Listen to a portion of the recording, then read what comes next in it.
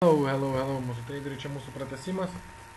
Mes jau, kaip ir svetainį, buvau rodęs, perstumėm stop lossą į nulinę poziciją ir tą patį padarėm šičia, va.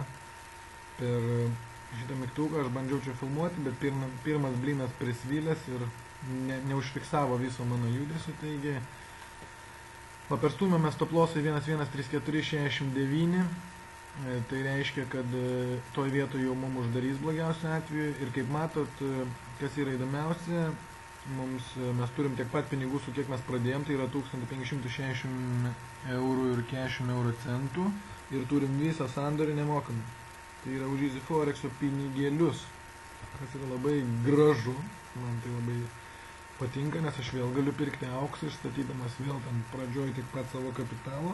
Ir pasiekus tam tikrą lygį, aš galiu vėl perstumti stop lossą ir tais pinigais, žodžiu, naudotis N kartų, kol man atsibos arba kol, sakykime, kas nors atsitiks neigiamą, ar ne, kol aš jau nepralaimėsiu.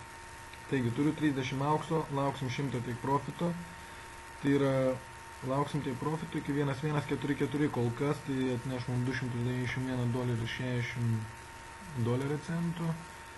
Išstatę, kaip matote, esam nieko, tai yra 0 ir lauksime tolimesnių rezultatų. Dar norėjau pasakyti, kad pramušus šitą lygį, tai yra auksui sekančiai žvakė atsidarius, ar dar kitai 113787, mes labai drąsiai galime laukti mūsų viso profito, tai yra 100 pipų. Kągi, mes einam pietų, jūs niekur galit neit, susitiksim už kelių valandų. Iki.